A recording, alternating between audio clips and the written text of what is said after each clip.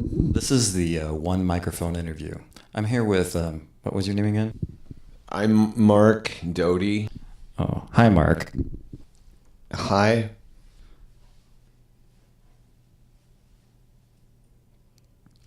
What am I looking at? There's all kinds of stuff going on. No, but in reality and in somewhat seriousness, I'm here with Marc Doty at Knobcon 2018. Thanks, Mark. And you and I were talking earlier about how Knobcon has sort of its own individual character and flavor as compared to other shows like maybe NAMM or Super Booth or something like that. I guess first of all, maybe tell me how long have you been doing Knobcon, and then kind of expand on that. How's it a little bit different than some of those other things? This is the seventh Knobcon, and my friend Suit and Tie Guy of STG Sound Labs started it 7 years ago.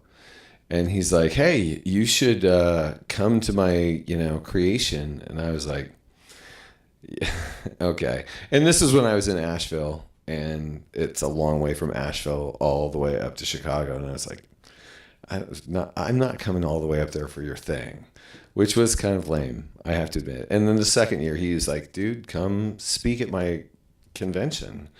I was like, nah, I can't get up there. By the third year, it had become a thing. And I hate to be so crass as to be like, "Oh, well, I didn't want to go because I didn't think it was going to be anything." But it became a thing.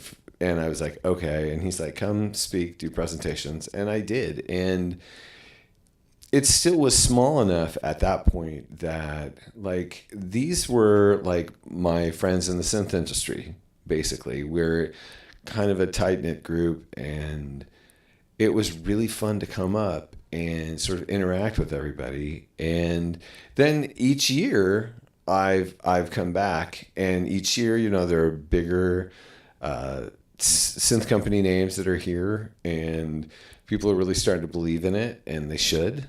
And it's getting to be it is a full-on convention. It's big. This year it's bigger than ever. But it's still like there's this vibe, there's this sort of group vibe, and it feels really good. I love NAMM, and I have a lot of friends at NAMM, and there's a whole community of people within NAMM that is the synth community. But then there's a whole bunch of NAMM that is, a huge amount of strangers doing things. This whole thing, like everybody kind of knows each other, and it's really an exciting thing. Did you forget to press record? No, you'll have my mic. Oh, sorry. We haven't rehearsed this. Go ahead. I just needed a glass of milk. You do Automatic Gainsay on YouTube, and you talk a lot about history of synthesizers and things like that. You did a great presentation today on a lot of the history of synthesizers. What is it that how did you get to the point where the history of synthesizers sort of became your life and your passion, not just the electronics that so many of us are into it, but delving into the history and finding out about that stuff. How did that become such a passion of yours? I think it's kind of a personality quirk, actually. It's kind of an, I guess, autism spectrum sort of deal, where there are certain things, if they interest me to a certain level, I become obsessive about them, and I want to know all of the things. I want to know all of the details.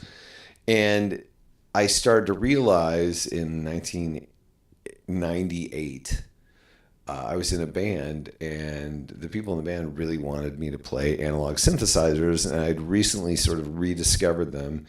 And so I started looking into them, and the internet back then was terrible. There was barely any information.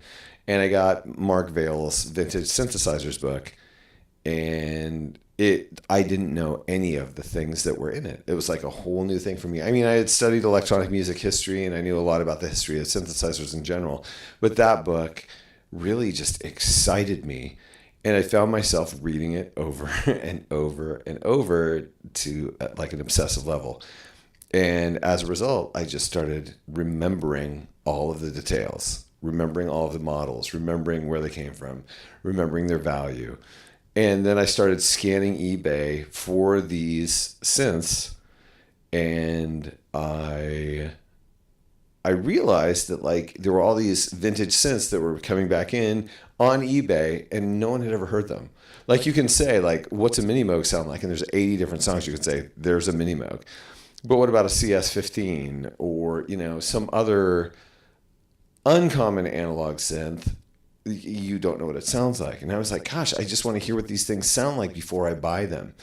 But I couldn't. So I would buy them, find out whether I really wanted them, usually find out I didn't, sell them. And I just started thinking like, you know, it'd be really great if there was a resource on, you know, on the internet that allowed you to hear vintage synths before you purchased them to know if they kind of suit what you wanted to do. And that sort of got me so obsessively interested in all of the various vintage synths that I just obsessively started memorizing all of the functionality of each of them, all the history, the timelines, and then integrated that with the knowledge I already had about the history of synthesizers and electronic music.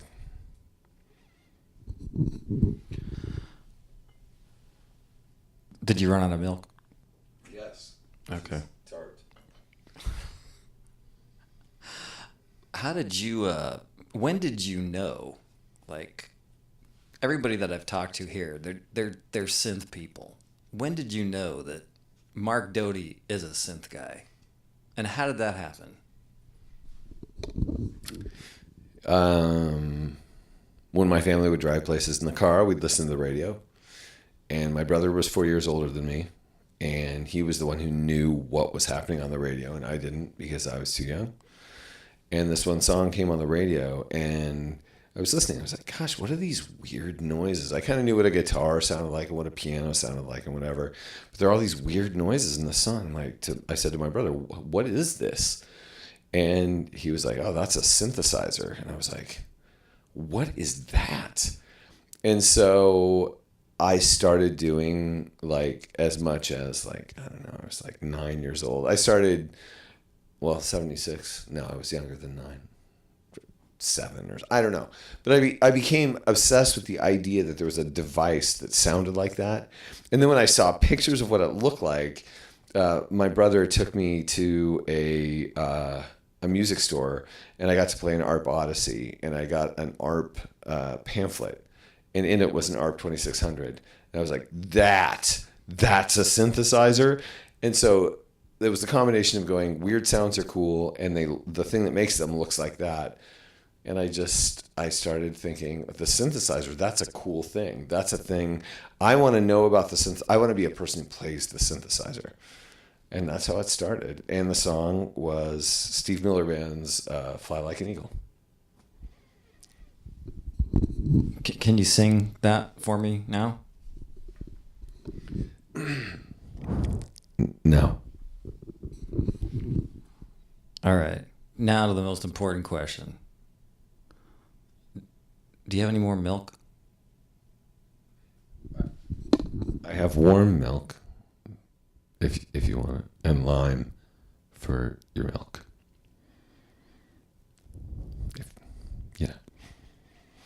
No? Yes? I was just kind of hoping you'd breathe in the microphone because you did that really well, kind of.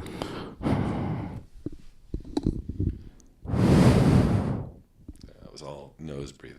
I nose breathed into your mic. Also, why do you take synth memes so damn seriously?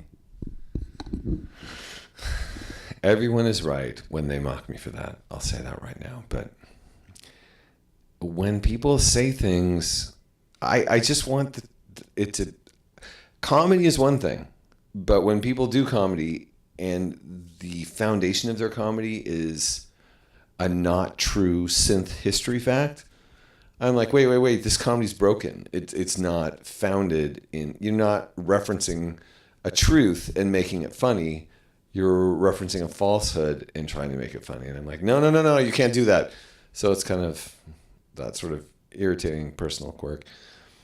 And yeah, I'm sorry to everyone everywhere. I appreciate your time.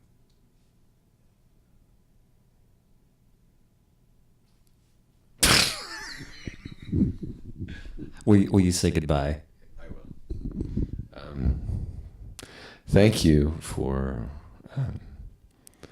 catching me in the elevator by chance as I was coming up here. I think. Yeah, no, but seriously, thank you for yeah. I wasn't stalking you. I was looking for you. Yeah, I'm sure it was completely accidental. It was weird how you were just standing there when the elevator door opened. That wasn't scary. But no, thank you for having me on this this thing that you're doing. All right.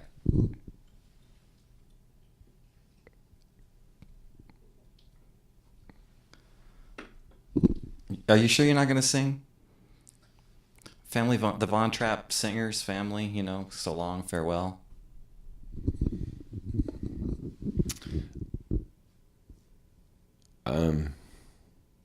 No, I was going to do that one by Petula Clark, but I can't remember the name of it or the words to it or the melody.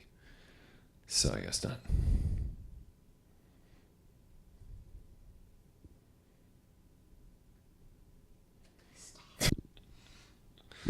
What was that? Can you hear me?